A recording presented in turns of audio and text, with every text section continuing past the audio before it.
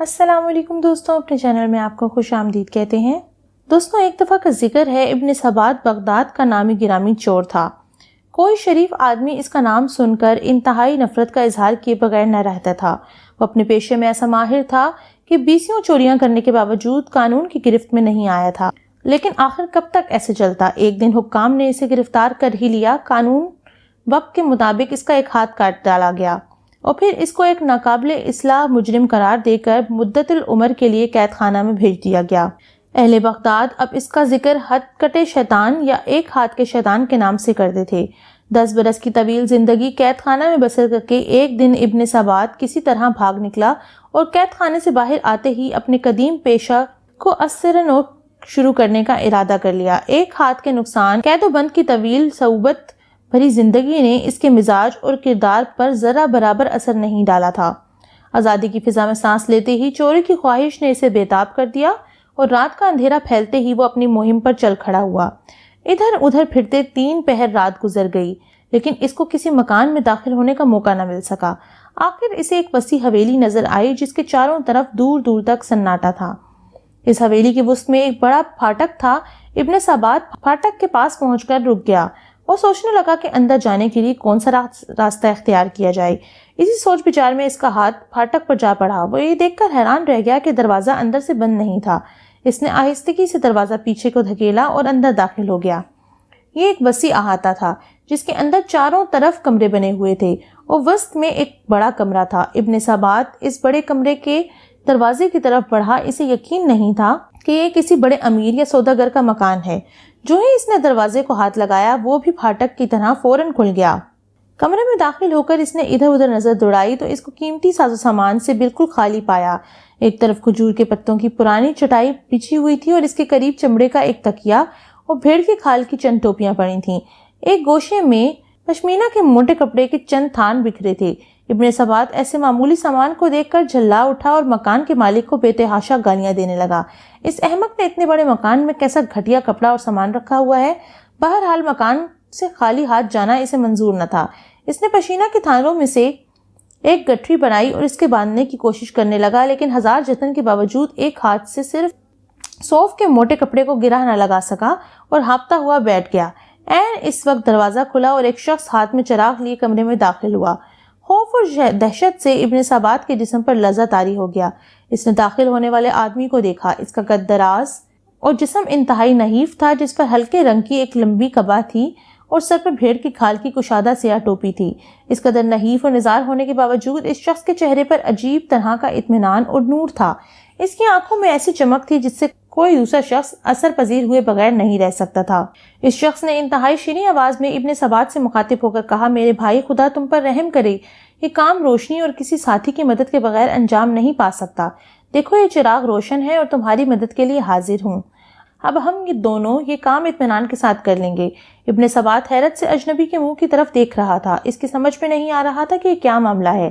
اتنے میں اجنبی نے تھانوں کو 2 حصوں میں تقسیم کیا اور پھر ان کی الگ الگ 2 گٹھریاں باندھ لیں۔ پھر اچانک اسے خیال آیا اور اس نے ابن سبات سے مخاطب ہو کر کہا، میرے بھائی، مجھے معاف کرنا، مجھے خیال ہی نہیں کہ ایسا تھکا دینے والا کام تمہیں کرنے سے بھوک لگ گئی ہوگی۔ میں ابھی تمہارے لیے گرم گرم دودھ لاتا ہوں اور اسے پی کر تم تازہ دم ہو جاؤ۔ یہ کہہ کر وہ کمرے سے باہر نکل گیا اور چور نما یہ شخص حیران بیٹھا رہ گیا اور اسے یہ محسوس ہونے لگا کہ یہ شخص ہو نہ ہو کوئی دوسرا چور ہے جو مال میں سے آدھا حصہ چاہتا ہے۔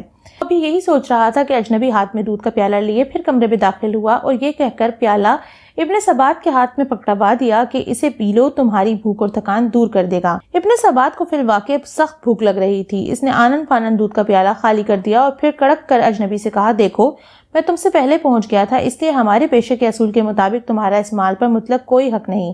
تاہم تم نے مال سمیٹنے میں جس مستعدی کا ثبوت دیا ہے، اس کے پیش نظر میں تمہیں تھوڑا بہت مال دے دوں گا۔ چلو اب گٹھریاں اٹھائیں اور چلیں۔ ابن سبات کے جواب میں اجنبی مسکرایا اور پھر شفقت آمیز لہجے میں بولا، میرے بھائی، تم میرے حصے کا خیال کر کے کیوں اپنا دل میلا کرتے ہو؟ میں تم سے کسی چیز کا مطالبہ نہیں کروں گا۔ تمہارا ایک ہاتھ ہے، یہ چھوٹی گٹھری تم اٹھا لو اور بڑی میں اٹھا لیتا ہوں۔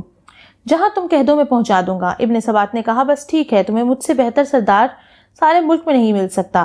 یہ چھوٹی گٹھری اٹھا لیتا ہوں اور تم بڑی گٹھری اٹھا کر میرے ساتھ چلو۔ راستے میں تیز تیز قدم اٹھانے کی وجہ سے اجنبی کو بھاری بوجھ کی وجہ سے سخت مشکل پیش آئی اور وہ ایک جگہ پر بے اختیار گر پڑا۔ ابن ثبات نے اس پر گالیوں کی بوچھال کر دی اور پھر اس کی کمر پر زور سے ایک لات رسید کی۔ اجنبی جوں توں کر کے اٹھ کھڑا ہوا اور ابن ثبات سے معذرت کرنے لگا۔ ابن ثبات نے گٹھری پھر اس کی پیٹھ پر رکھ دی اور دونوں چلتے چلتے شہر سے دور ایک پرانے کھنڈر میں جا پہنچے۔ یہاں ابن ثبات کی پناہ گاہ تھی۔ وہ اپنی گٹھری باہر رکھ کر کھنڈر کی دیوار سے اندر کود گیا اور اجنبی نے دونوں گٹھریاں باہر سے اندر پھینک دیں۔ اس وقت چاند کی روشنی میں ابن ثبات نے اطمینان سے اجنبی کے چہرے پر نظر ڈالی جو اس کے سامنے کھڑا ہانپ رہا تھا۔ اس نے محسوس کیا کہ اجنبی کے چہرے سے نور کی شعائیں پھوٹ پھوٹ کر نکل رہی ہیں۔ یکا یک وہ ملکوتی تبسم کے ساتھ یوں گویا ہوا، میرا بھائی، یہ مال تمہیں مبارک ہو۔ اس مکان کا مالک میں ہی ہوں اور یہ مال تجھے خوشی سے بخشتا ہوں۔ افسوس کہ میں تمہاری خاطر خواہ خدمت نہیں کر سکا، بلکہ راستے میں اپنی کمزوری اور سستی کی وجہ سے تمہارے لیے پریشانی کا باعث بنا۔ خدا کے لیے مجھے معاف کر دو۔ اچھا، اب میں تم سے رخصت چاہتا ہوں۔